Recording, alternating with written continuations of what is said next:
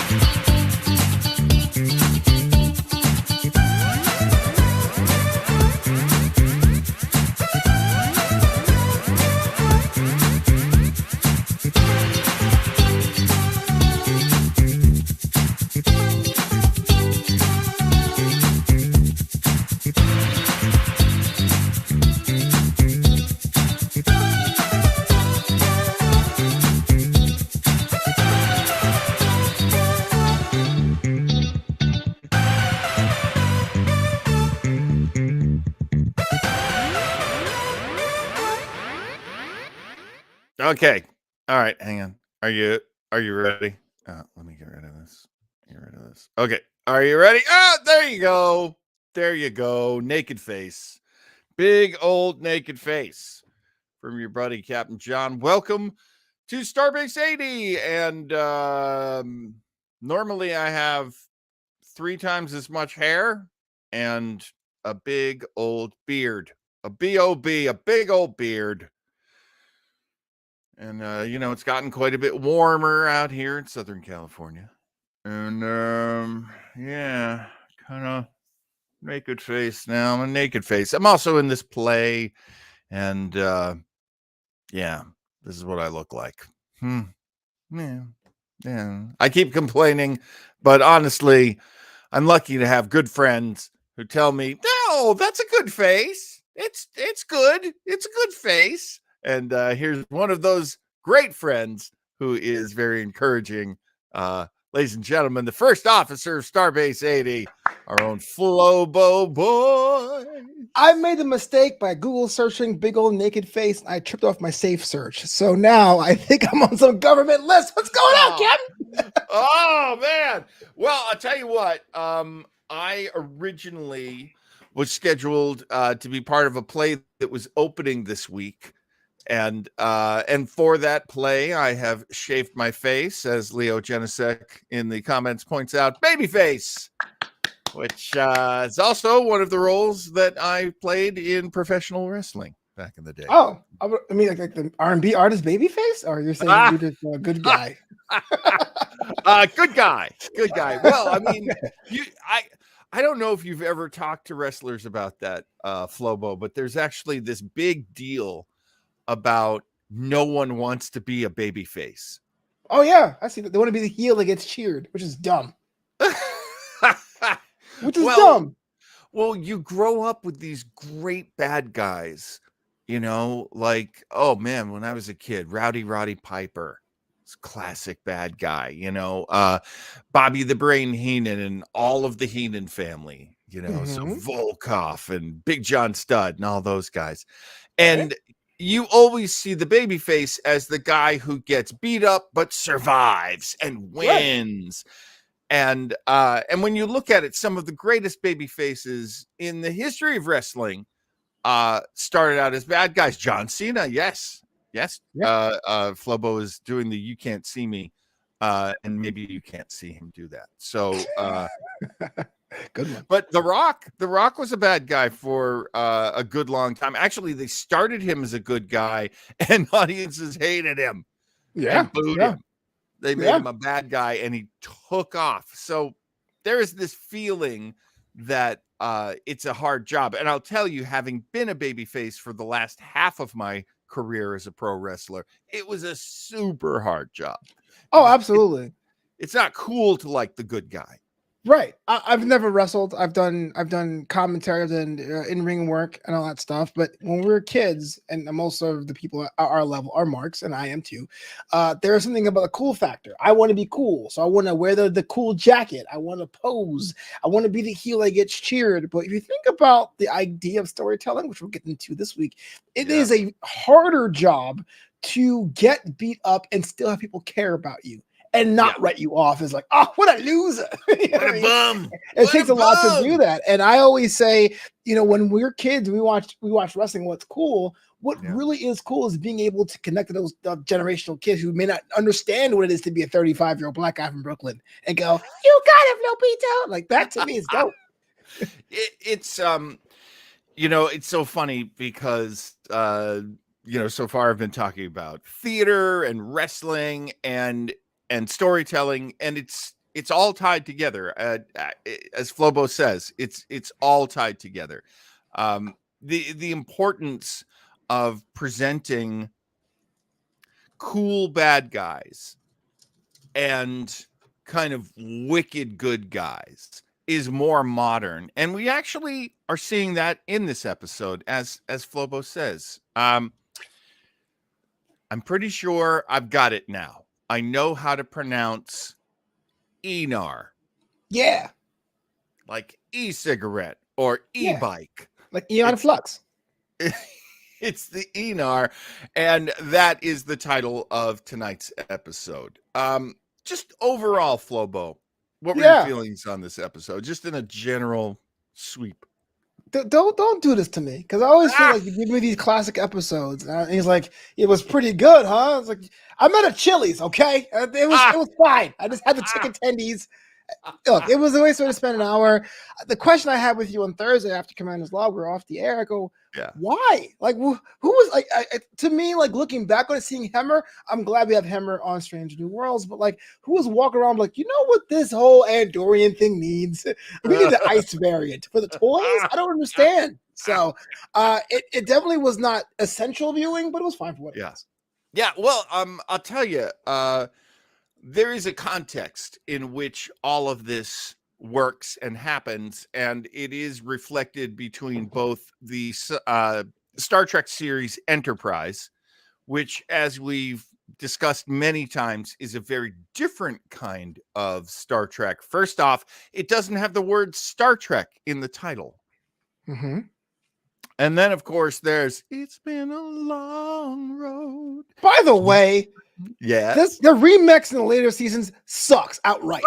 Well, at least the first one was like so bad it was good because it was like an epic ballad. This kind of like, I got faith of the heart. Come on. I was like, you can't ruin this. Okay, I'm sorry. I was mad. I got really upset this week. It's so like mad. The rhythm section is like second graders using those tiny little blocks and those teeny little like castanets and stuff. Clown shoes, man. Oh my gosh, man. I was so upset. It's interesting because it was on at the very beginning, I believe Enterprise was on UPN. Gee, I should have. It was on UPN. Late period UPN. Late period UPN, and because there had been Voyager before, and they made a lot of calls, a lot of interesting calls with Enterprise. I wouldn't say they were successful. And one of the calls they made is they're going for a much younger audience now. So they made this show, a lot of sexy people on this episode. Well, on the series, yes. And wait a minute. Oh yeah, you're right. Don't worry. But I'm getting so lost now. I'm just imagining when they get in the decontamination and they're just rubbing that gel on each other. Okay, get your head back in the game, Whose idea Captain. was that? Like who? Like okay, I get it was a different time then, but who was in the Yeah. writers' room was like, I got an idea. What if you had to rub each other? I mean, there is a legend. There is a story that is told. I was not there. I do not know people there, so I don't know exactly, but supposedly Rick Berman. Oh, Let's just well, cut right through it. okay. Rick Berman involved with Star Trek in very much the sort of suit way, very much the suit. I didn't realize this, but the actress who played Jadzia Dax, so that's Terry Farrell, if I'm getting that correct. Mhm. Um, she's got a couple stories, and one of the stories that's in her book, from what I hear, is that this is the guy who told her boobs weren't big enough for Star Trek. Yeah. She already Okay. had the job, by the way. That is weird. He's not the guy who gave her the job. He's just like pressuring her to get implants. What was the reference, Kirk? Like, sorry, you're just compared to these guys, you're just not good enough. I don't see any kind of fullness here. So I don't even pretend to know what goes through a producer's mind, but I can tell you, having been in show business for many years, that's a producer thing. A producer Mhm. thinks he can say that. A Mhm. producer has so much power that he thinks he can be any kind of loudmouth jerk he wants to be, which is why so many of these guys get in trouble and then pretty much get kicked out of the business because of this crappy behavior. Anyway, Absolutely. this was a rumor thread that I picked up this week where somebody was saying, all the best Star Trek doesn't have RB attached to it. And I was like, what does that mean? And I followed the thread and I We finally got the got to meat? Rick Berman. Oh. I was like, we have the meats. I'm like, well, it's made of our crap, fair enough. The yeah. You love that, don't you? You I love the do. idea. It's a deep cut. Look, all I'm saying is the question I never asked about in Discovery was, I wonder how food is made in Replicator. But Admiral Vance, fighting the good fight, let us all know it's our poop particles. That's I mean, come on, man. It's look, food replicators take atoms and they reform these atoms into other things. So yes, poop can be made into food. I thought we all understood that. Did you always know that? I always knew that. I had no idea. I mean, when you trim your beard and you throw that away and they eliminate it down to atoms, that's gonna be your toast later on in the day. Oh, because one thing I don't like is the smell of burnt toast or burnt hair. But thanks. Thanks, Cap. Let's talk about this episode, the Aenar. It's from the very famous fourth and final season of Enterprise. Enterprise, I would argue, and Flobo, see if you agree with me on this. When they knew in the fourth season, and they knew very early on that the show was really in trouble and it was probably going to get canceled, and that did not happen in modern Star Trek. Yeah. Star Trek Next Generation, 7 seasons. Deep Space Nine, 7 seasons. Voyager made 7 seasons.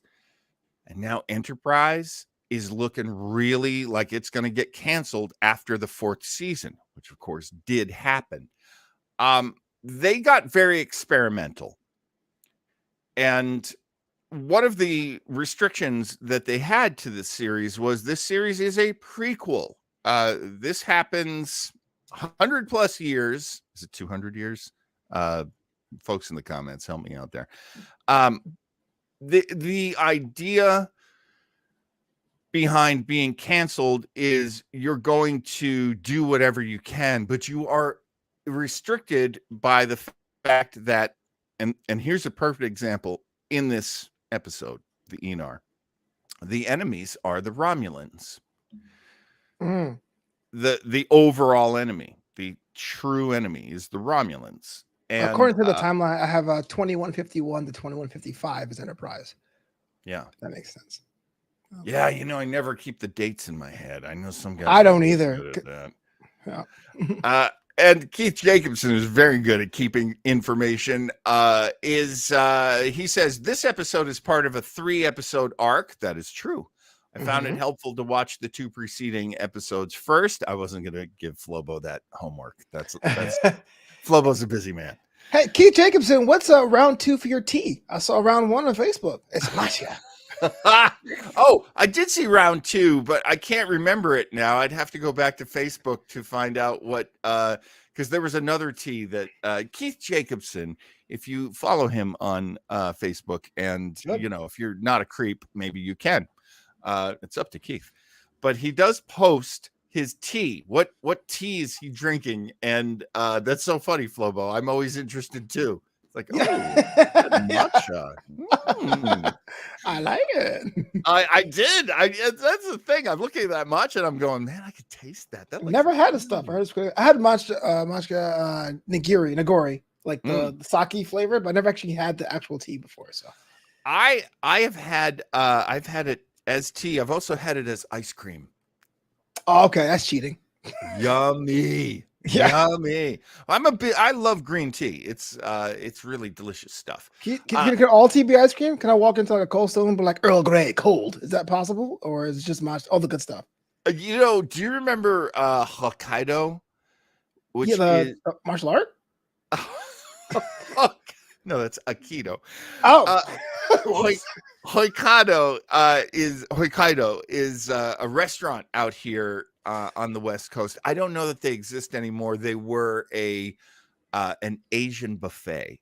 Oh, okay, yeah. And so for desserts, you could have all these things. They even had like a chocolate fountain. But you could also go over and have red bean ice cream, which was surprisingly good. Oh wow. Or matcha green tea ice cream. Yummy. Oh man.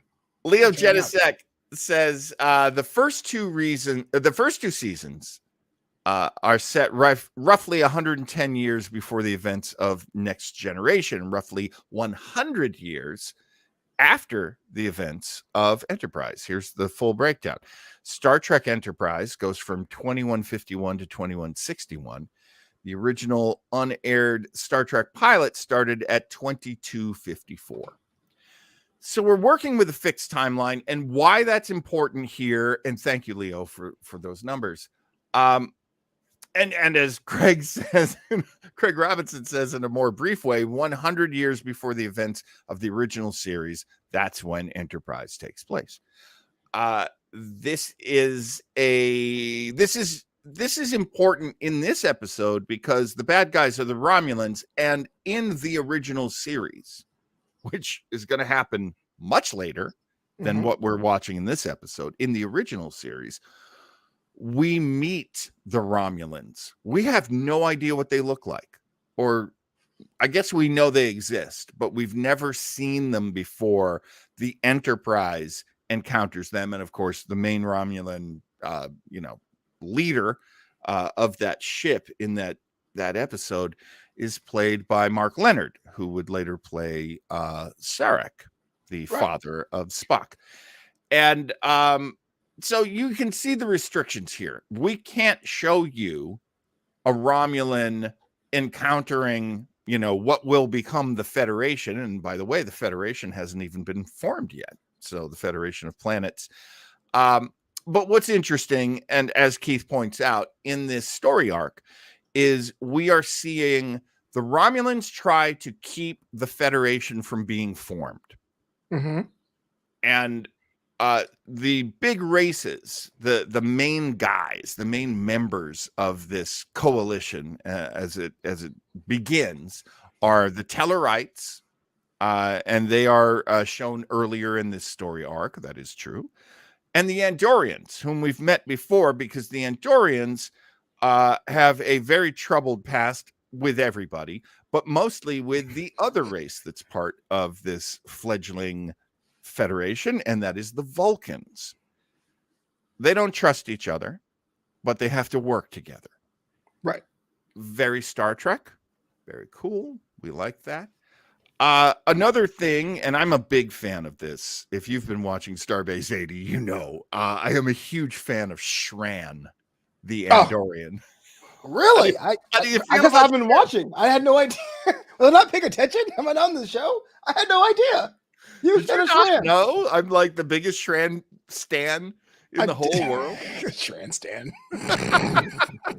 Did you No, not know? I guess not. I guess I'm slacking. Oh, by the way, this just in from Keith Jacobson. The second tea today was a Yin Hong #9 black tea from New Century Tea Gallery in Seattle. I wish to aspire to be as classy as Mr. Jacobson right there. That just sounds next level. Mr. Jacobson, I'm telling you, very interesting man, as all of our fans are. Very interesting people. We love that. And as Leo Genesek points out, the man who plays Shran is Jeffrey Combs, the Star Trek MVP. Jeffrey Combs is one of my favorite actors on the planet. Wow. Absolutely. High praise. He most like dork, cool nerd fans will know him from Reanimator. Yeah, he says a lot of genre stuff. I'm looking at this. Hulk and the Agents of Smash, and Justice 2 voices, Creep Show. Yeah. The voice Brainiac in that one. Oh wow. Yeah. Yeah. In Justice League Unlimited, he's the Question. Oh, I love that episode. It's a question. I mean, there's nothing he does. Oh, that's that cool. isn't That's real super cool. cool. Yeah. I love, and so with Star Trek, he's played probably he's definitely one of like the top 5 guys who's played the most different kinds of races. Mm. So he's been a Ferengi. He was Brunt, the Liquidator. He is Wayun, Founders. Oh, Founders, so good to see you. From DS9, Okay. whereas a Horta, I believe, is their race, but they serve the shapeshifters, the Founders. And yes, lots of yeah, I'm a little shabby on the other characters, but he has played a huge number of characters. And one of the things I love about Jeffrey Combs is I feel like he embodies what's great about Star Trek acting, which is, oh yes, it's a Vorta. Wayun is a Vorta. Leo Genesek pointed that out. That is true. When you're working under all that makeup and you see you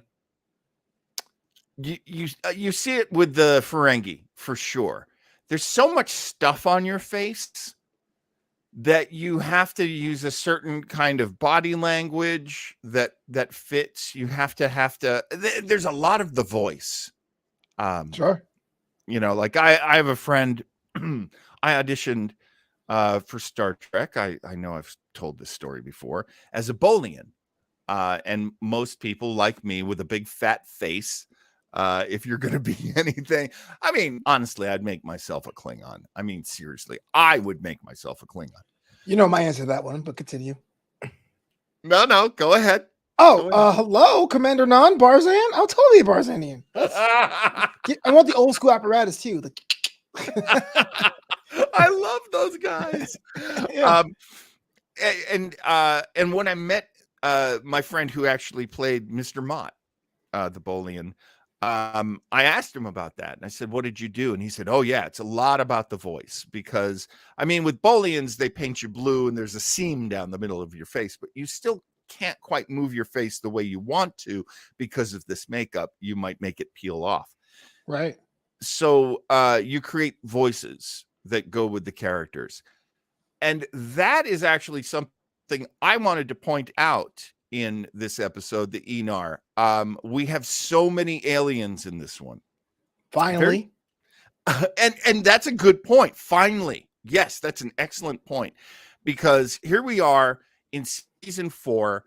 The basic idea in the writer's room, as you brought up earlier, Flobo, is what can we do on this show that we've been holding back from doing? What can we Right. do and show everybody, hey, maybe you'll give us a season 5, because look at all the imagination and all of the different choices we're making. Look at how dynamic we can make this show. And one reason why the Aenar is a great episode is because we have not only aliens, but we have members of the same species that are alien to each other. And that's with the Andorians and the Aenar. You're shaking your head, Flobo. Yeah. Please Yeah. explain why. Okay. So I am not denying that it'd be a cool idea if there was some sort of like split cousin living concurrently with you, but away from you. Like if someone and religious, I believe, society, there was like a Neanderthal class or a Cro-Magnon class hanging out. Cool idea.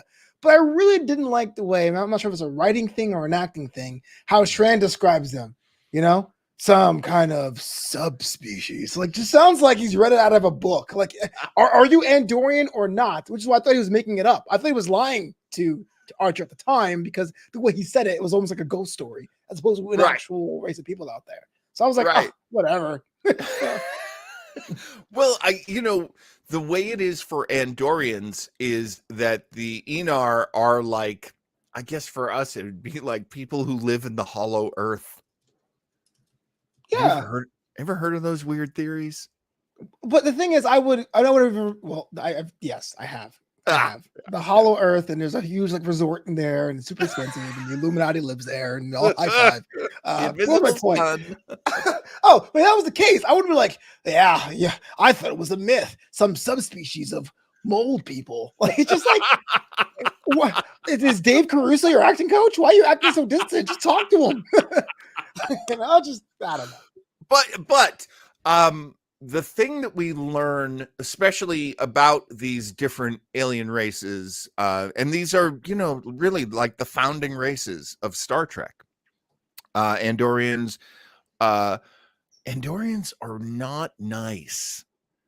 I know there's like a more complicated, sophisticated way of saying that, but they're an empire. They're very militaristic. They're very sort of backstabby. We do see this in other races like the Romulans and eventually the Cardassians. You trust no one. Everything's always about conquest and kind of being evil. And you justify that by the success of your race, the success of you guys going out into space and just kicking ass. Someone has to be like that. It's nice in Star Trek that it's not the Earth people. Yeah, well, don't leave it up to us. We're the worst at everything. Like if we had stats, we'd be like right down the middle. Like compassion, like lifespan, breathable atmospheres. We are not special either way. It's so funny because I remember like every game I'd ever play where you choose what race you are. Gauntlet. Do you remember the game Gauntlet? No. Oh man, that was a great game. Basically you're like, are you going to be an elf? You're super fast and you can shoot arrows super fast, but you get squashed really easily. Are you going to be a wizard? You're fast, you can throw fireballs, but you get squished really easily. Are you a human?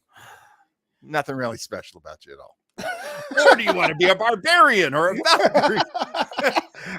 I can't even get the arrows. No arrows. That's only for elves. and so so humans in Star Trek, you're right, are just like average. We're just kind of in the middle. And I've always loved this about Enterprise. And humans are treated like idiots. Like we have no idea how to be in space. Right. Because apparently we don't. And that's probably one of the reasons why the show never did particularly well, was because I don't think people like tuning in each week to find out how dumb they are just because they're from Earth. And that's the worst thing about Enterprise, because and I've only seen a couple episodes. I have to watch to read the whole series. It really felt like there was concerted effort of saying, "Hey, look, the other Star Treks are great, especially DS9. Other Star Treks are great, but they're telling us how life is in this faraway land. Let's keep everyone as basic as possible to instill wish fulfillment. You want little boys and girls to want to be T'Pol, want to be Archer. But in doing that, we had the most cardboard of cutouts of characters who's running around like Trip. I'm like, oh yeah, I forgot about him. Like he has to me no kind of. I know all Star Trek fans will get mad at me, but like there's nothing really appealing about him. He's not barrel chested. He isn't swashbuckling. He's just there, a victim of the bureaucracy. You know? Yeah. Yeah, no, I totally know what you mean. Like Merriweather. So he's on the bridge. He's been on the show for 4 years. What exciting things have ever been done with this character? He's like Knuckles from the Sonic games. He's easily confused and always chooses wrong. That's what he. That's what I want to be when I grow up. The guy who's always making a mistake. Which is crazy to me too, because you have so many appealing characters, like good looking, attractive, heroic actors too. You know, it's you could definitely argue that there are a lot of wasted opportunities with Enterprise. It could be, but I'm not sure because I was raised on television, but I suck with dates. This has to have come out after Baywatch because it feels like Baywatch in space. It's like, look, let's keep these people who are generic cardboard cutouts in that thing that are semi-attractive, and let's have space happen to them. Space. You know? Oh my God, and let's add David Hasselhoff in the intro. We can't get David Hasselhoff. Well, let's find somebody else. Oh my God, get me a classy Hasselhoff. Do you mean Bakula? Yeah, get me Bakula. That's great. Mr. Buchanan himself. That's what's Greg Harris doing? No. Bakula said yes. Okay, great. It's Bakula. Yeah. Oh my God, that's so true. I mean, you love NCIS and you love the CSI franchises, and they would do that. They would get get me some decent actor. He's the main, structure that holds. He's the main load bearing column that holds up the structure, and then just put in a bunch of pretty people around him. Absolutely. Because the main guy tends to be a little bit older, but enough to pull moms. And once they sit down and watch the man show with your violence in space, then everything else is cool. Kids love explosions. Guys love looking at things. And we're good to go. Give me 20 seasons of that. Oh, we can only afford 4? Crap. Ice Andorians. Book it. Oh my God. I mean, it's well documented that Enterprise did a lot of cost-cutting measures from series 3, season 3 to season 4, and still weren't able to save the show. And we do okay. Look, this is the third chapter of a 3-story arc, but I can explain the arc to you pretty easily. Tell me. We've got the Romulans who absolutely cannot meet anyone or let them see them. So our good guys don't even know it's the Romulans. The Romulans have created a drone ship that is going around destroying freighters mostly and interrupting trade and just real life in space in what's going to be regular Federation space. Their main goal is to destabilize the connections between these races, the Vulcans, the Tellarites, and the Andorians. And it's not going to be that tough to do because these races are fairly contentious with one another. Humans are very small players in this game, and they're hoping to change that. And they're hoping to kind of bring everybody together and save everything. And that's what Captain Archer, played by Scott Bakula, is trying to do when he teams up with Shran, played by Jeffrey Combs. The drone in and of itself is unmanned. It can disguise itself as other ships to the sensors or sensors. I know you're a sensors man, Mr. Boyce. Absolutely, Captain. And they actually have a way of doing it where he can fly not just one of these drone ships that's destroying everything, but 2. He can fly another one. It's not going well for the guy who's flying these ships psychically, because it's a lot to ask any psychic to do. This psychic appears to be Andorian, and that's when Shran goes, "Oh, great! Now I have to explain the Aenar to everyone." Right. Well, That's I get back to roughly where we are. my other question. Are the Enar true subspecies, or are they like equal and being called subspecies by Shran? And I know the answer is the first. It's the former, but it does come off as awfully racist when he says it that way. That's why it was so confusing to me. It's like, well, you're taking this time to introduce this whole other people, and they do serve to the plot, which we'll get into. But it's just been so dismissive. I feel like that was the story of having people living by themselves, and it was kind of like brushed aside for the purposes of this Federation building, which is tragic because I know the show was up against a wall to get to the finish line. Well, the Andorians being who they are, I love that Shran is always calling Archer pink skin. Oh, pink skin. I mean, they talking about they are. And that's Southern Andorians. No, I'm just kidding. And what's he gonna do? Southern pink skin. we have Andoria. Do not appreciate this said species, the Aenar. Sorry, just we're canceled. We're getting canceled. Pulling down and pulling out my inner redneck, which I was born with. Nothing I can do about it. There is a lot of racism with the Andorians. I love that he calls Archer pink skin. I've never seen him interact with Merryweather, and because Merryweather doesn't have pink skin. Good point. So what would he call him? And would they even show that on the air? I got faith. No, I'm just kidding. I have no idea. I appreciate look, I appreciate diversity. A lot of people appreciate diversity, but Andorians not so much. Not so much. And look, if you talk to a racist here on Earth, they're going to tell you that everybody who's not, a racist white guy, they're going to tell you everybody who's not a white guy is a subspecies. They will not say that. They just say that I work hard and they do not. That's the code. Well, we're good people and they're thugs. Mm-hmm. Wink. That's the code. They have hoodies. So getting back into space, we have basically a situation where, because there's an Aenar running this whole thing, they figure that out. They go and they find the Aenar. The Aenar actually find them, because another classic science fiction, Star Trek especially, trope is there's like a terrible accident, Shran falls down, and the legendary injury to the leg. Mm-hmm. I've watched many Star Trek episodes where somebody's incapacitated, terrible injury to the leg. What's more annoying, the injury to the leg, or like the one hit to the head that knocks them out cold? Because I'm with that. Oh, that one's rough too. And you'll notice in this episode, if you didn't watch the previous two, maybe you don't know why, but one of Shran's antenna has been clipped.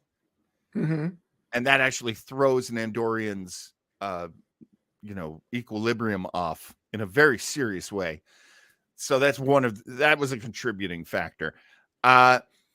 Shran now has to be helped by the Aenar. They appeal to the Aenar, please help us stop this guy. Please help us figure out where this guy is, because he can pilot this ship light years away from where the ship is. Is that a little bit of Star Trek magic? That doesn't seem likely to me, Mr. Boyce, that a psychic can pilot a ship on the other side of the system.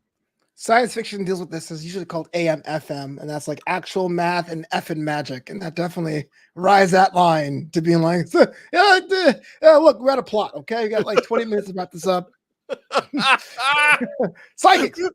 That's amazing. I didn't know that.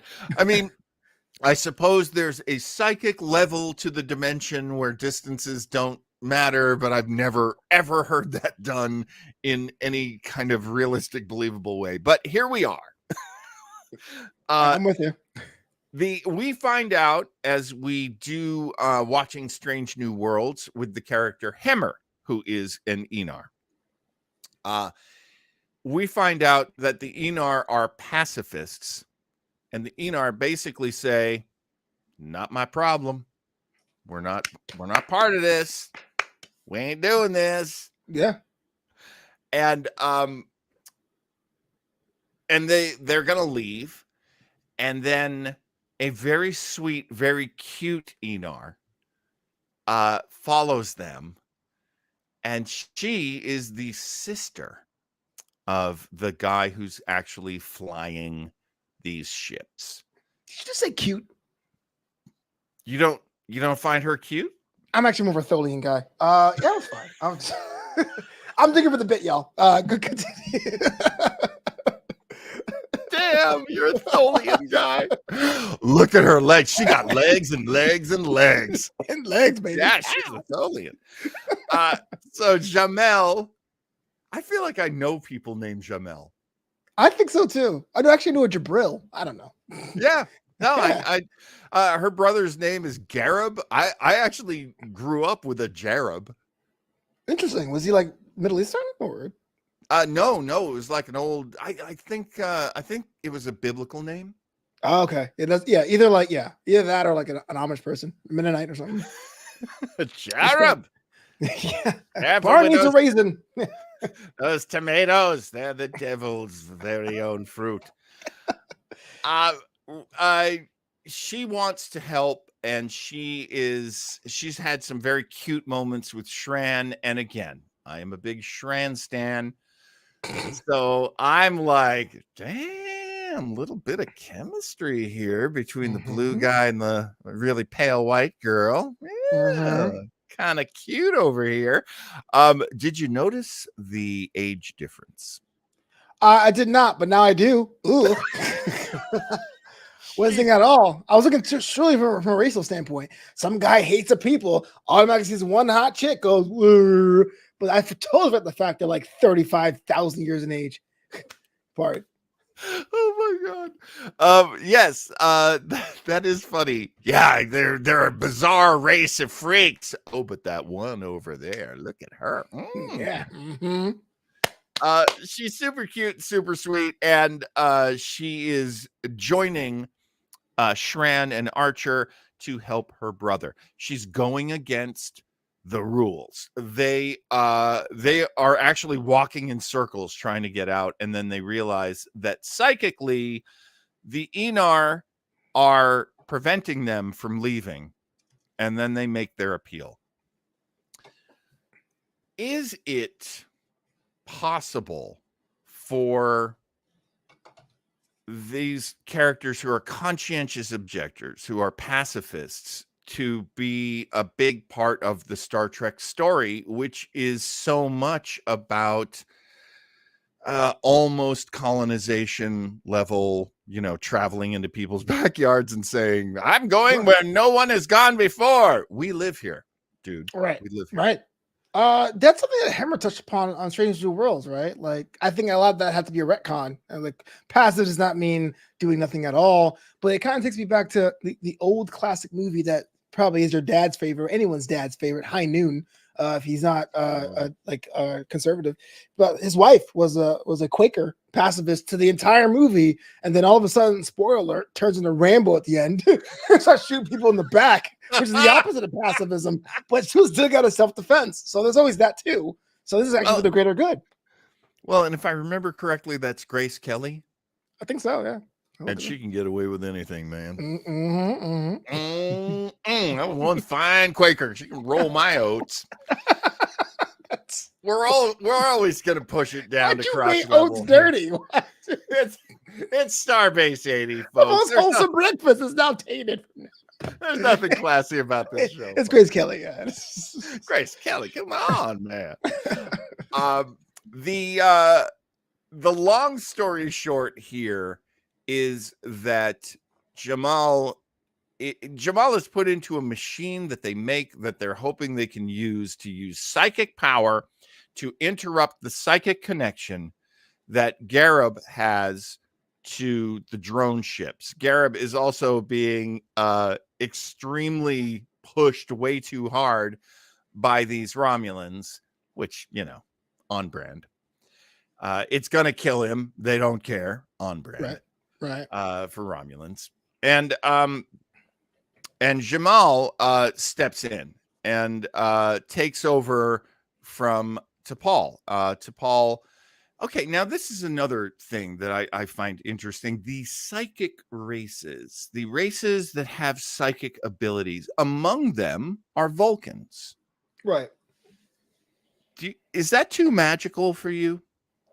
The thing about the Vulcans not being magical is because of the pursuit of logic for Spock. They actually go out the way as to why they're doing it.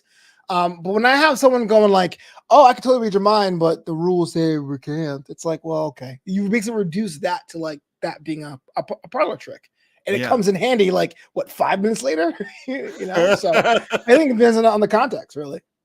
Yeah, I worry about a Deus Ex Machina with unseen things. Always make me kind of roll my eyes when it comes to science fiction.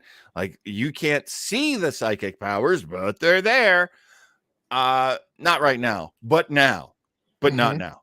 And that's okay. I guess I kind of like it, because if there's anything I really appreciate about Star Trek, especially more and more now, is the alienness of the aliens. They are not just like us, except they're blue. Right. They have a completely different way that they were raised, a completely different way that they think, and everything about them potentially is alien. And I dig that. That's like good writing, good planning. It's just every once in a while they'll come up with something like, "Oh, and we can totally read minds.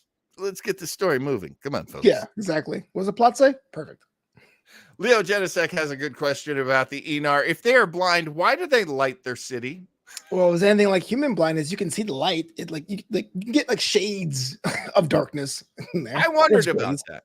Yeah, I wondered about that. There are different moments where you feel like maybe they have a sense of illumination, a sense of, the way they move is extremely good. They're good at keeping distance between themselves and other people. I don't know. It's interesting. I would be interested into talking to the director to find out how he directed his actors to handle their, whatever their blindness, their particular blindness is.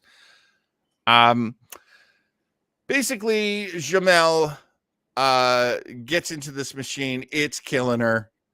Jareb is in his machine. It's killing him. Jareb is pretty much going to destroy everything. He's going to destroy the Enterprise. And then he realizes that his sister is there. Wow. And never read my eulogy, man. He tried, he messed up, and now he's dead. Put the flowers over there. I got things to do. Yikes. I mean, what you're saying is true. I mean, yeah. Can you tell I wasn't like the biggest in love with this episode person anyone has ever been. Tell, man. I could tell. I liked it. But here's how much I wasn't in love with this episode. As Keith Jacobson suggested, it's a 3-story arc. You could watch the previous 2 episodes. I didn't. Snap. And I will never see him. Well, I mean, honestly, I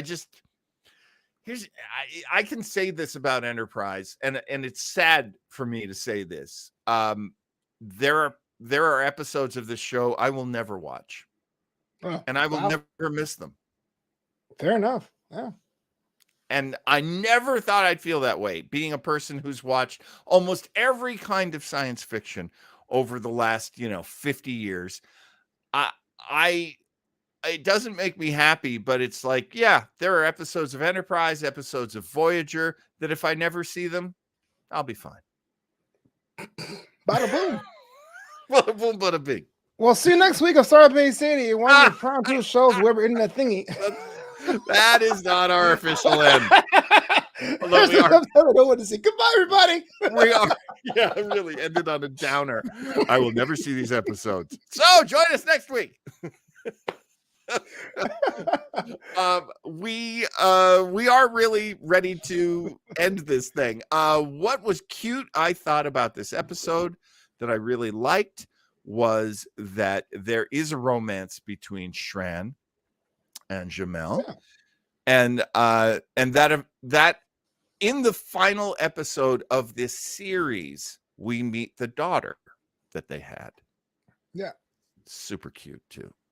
Flobo, that little tiny half Aenar, half regular blue Andorian daughter of theirs, that'll make you think twice about not having kids.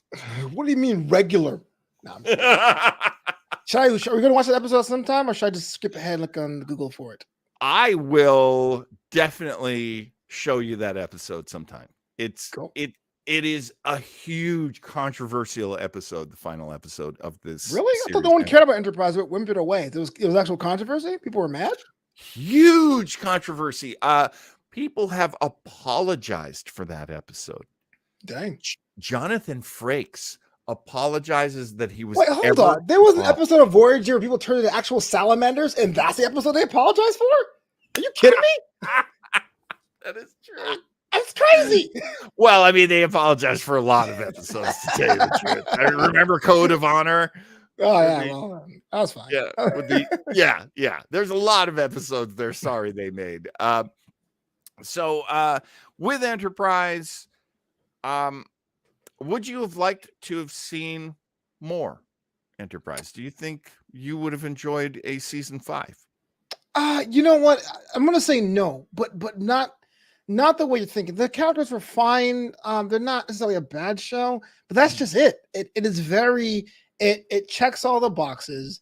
I will say it's a Star Trek show, but because it never really excelled at anything and it was serving as the beginning to everything, I think we're fine. Anything else is icing on the cake. So I didn't hate the series, and I don't usually, but I'm never compelled when I have downtime to say, oh, let me check out this episode of Enterprise.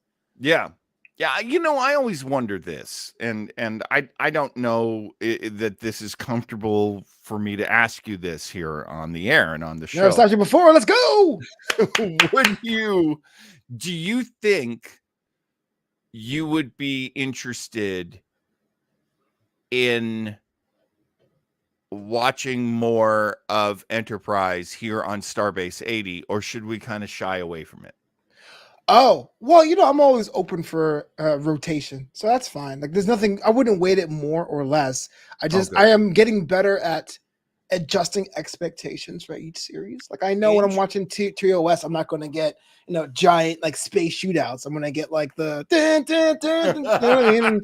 And if we ever do Picard on the show, because I know I won't, I know I'm not getting any good programming. I'm just getting people talking about good programming. So like it's fine. There's nothing really, again, the only show that had me with a bad taste in my mouth was Prodigy, but that's definitely not for me. It's for a generation younger than me. So I'm always down to hear more stuff.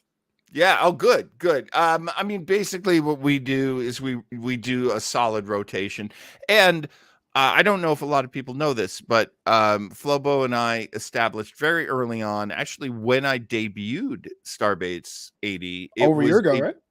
Yeah, exactly. We are under a gentleman's agreement that Starbase 80 stays away from quote unquote new Trek.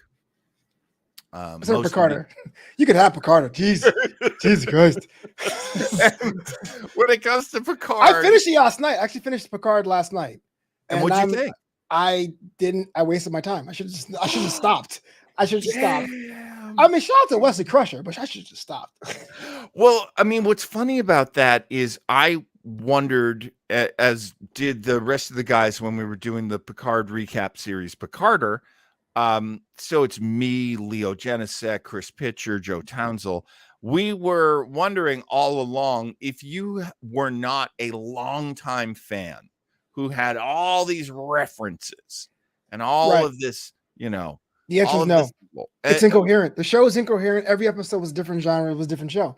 You gave me a little NCIS Los Angeles one week, and then you gave me like put Sir Patrick Stewart on a rock postulating another week. Then you gave me an interrogation a third week. Then you give me a family drama, and Rafi's gay now? Like, what? And I like them all separately, but together it was a mess, man. Right. And we agreed. We agreed that it was a mess. One of the only things it had going for it was the deep cuts it would take to show you something that you enjoyed in the motion picture Star Trek IV, The Voyage Home. Like there's some great, great nuggets brought up from the past. But if you weren't there for it, like Flobo wasn't there for that, then it's just a mess. That is so interesting. This is why we do these shows. I hijacked the entire episode. About Aenar. Picard sucked. That's pretty much a recap here. Well, I mean, honestly, what is there to say about the Aenar? This is a good episode. Frankly, I wouldn't be miserable watching all 3 episodes of this arc, but Enterprise is such a low impact show for me. And that's an argument. Let's end with that. Do you think these prequels? So Enterprise, we went back in time for that one. Discovery, which you and I have covered on your show, Commander's Log, went back in time for that one. Brave New World, which is strange. Really, Strange New Worlds, thank you, which is really a spin-off of Discovery, also a prequel. So there are these prequel shows. Now, you and I enjoy Discovery. Mm-hmm. We really love Strange New Worlds. Right. Both, I think, share some kind of ambivalence towards Enterprise. Are these prequels, these shows that take place in time before Star Trek Next Generation, is how I'll define that.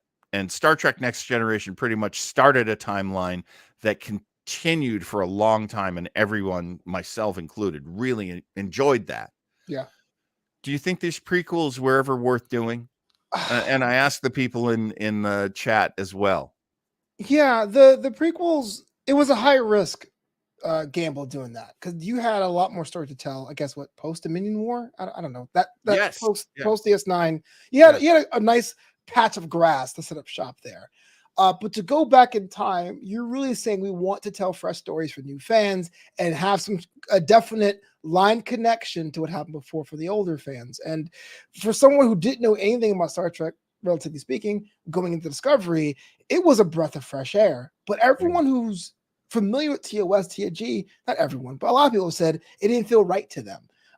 As Discovery tried to add more tendrils to the main timeline, and even Strange New Worlds tried, and I'll watch more Star Trek, I'm enjoying it less and less because now it's not so much about the adventure or the interpersonal relationship or the travel or the weaponry or the intros. I'm sitting here watching the show going, how does that connect to this?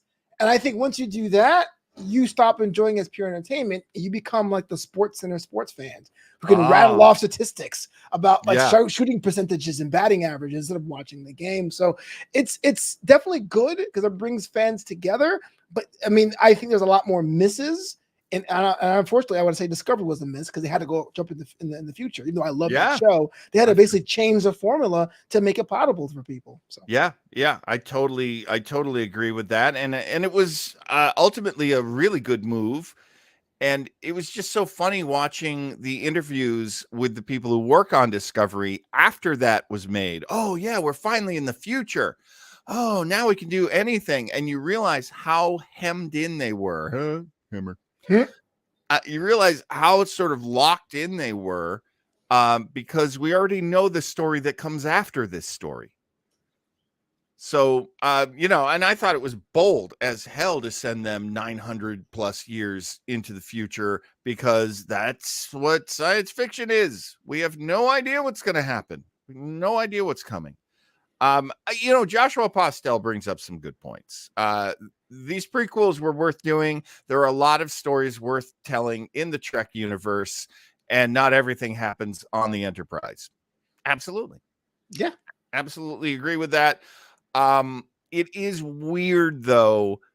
I think if you're going to paint yourself in a corner the way they did, you have to be as clever as the Discovery people are. Yeah, but Postel's a lifelong fan. I guess what I'm saying is you can come in and go, oh, these are stories that are enriching things. But unfortunately, my experience when I got into Discovery from the Star Trek fan base, I understand every fan base is toxic, but for a long Yeah. time, Star Trek was like the flag bearer of toxicity, Yes. was you don't count because you don't know the real story. And so where you get to see the prequels as bonus content entertainment, for me, it was considered as being, okay, now you have the children's Bible, read the real one. And Oh you're not man, good enough. You know what I'm saying? So I it became a do. burden in walking into this. This is why I had like the poll saying, what should I watch? And I've dedicated myself to it. But I can see people going like, you know what? Screw this. I'm not doing anything, or I'm sticking with Discovery, or etc. Yeah. Yeah. It's interesting how we're moving forward. Picard was an interesting experiment with the post Dominion War existence, and they added a lot of stuff to it, and it wasn't a really successful experiment. Yeah. I totally agree with you. The one thing, the one saving grace I thought Picard season 2 had was they were just doing action adventure, and it was like a serial, and they were flying by the seat of their pants, and everything was kind of crazy. That appealed to me. I still wouldn't even put it in my top 10 Star Trek experiences watching that show. Season 2 is a bait and switch. You gave me the new ship, you gave me the new crew, and then you gave me Q, and then we literally snapped a finger and went to a different genre. I was like, what? Killing me. um Folks, here at Starbase 80, we are so proud to bring you this experience of sitting down with me, the old crusty fan, and with Flobo, the new Star Trek fan. We will be watching an episode next week that Flobo hinted about in this one next week on Starbase 80. So excited we finally get to do this. We will be watching Threshold from Voyager, the episode in which they turn into lizards. Oh no. Why? Well, there are so many things that you haven't seen yet in the Star Trek universe, Flobo, and this is actually one, I don't know if you remember this, but you actually suggested this one. I blame myself. I told Captain, hey, in 2 weeks, you know, Sunday off, because my birthday. He goes, okay, no problem. I got your present right over here. I got your lizards, huh? Bada boo. We are so happy to be part of the Flobo June celebration. This is Flobo's birthday month. I'm celebrating. And so much celebrating. If you want to do a great solid for your good friend Flobo, as I love to do every year, sign up for his Patreon, as I have done, and be a supporter of this great artist. Flobo, what else can the folks do? Oh, yeah. Patreon.com/FloboBoys. That's me. Or you can buy me a coffee. Craig Robinson did so a couple weeks ago because he's a G. Buymeacoffee.com, a little tip jar /FloboBoys. And follow me on that social media. I'm on that Twitter. So, give me your questions. Give me your Star Trek episode tips. If I'm wrong and off my rocker about prequels, at FloboBoys as well. You can, of course, keep following us as you follow Starbase 80 any way you do. It's on Facebook. We're also, it's got its own page, Starbase 80. Weber Internet Thingy has a page on Facebook as well. Or on beautiful YouTube, you can find Weber Internet Thingy. All of our shows from Starbase 80 and Picarder should be available. Not all. Really good ones, not all. And actually, man, I can't wait to get out of this place so I can finally launch the podcast. And people can find podcasts of the show I do with you, Commander's Log. They can find that on the Spotify and other places. Is that wherever true? you're listening? So Commander's Log's available on iTunes or Apple Podcasts now. Back in my day, we're called iTunes. Spotify, Google Play, iHeartRadio, and more. Look for Commander's Log featuring the Captain, John Weber. Folks, it's a Sunday. Go enjoy yourself. Next week, 11 a.m. on the West Coast, 2 p.m. on the East Coast. we will be crossing the threshold in some hot, nasty lizard sex. And till then,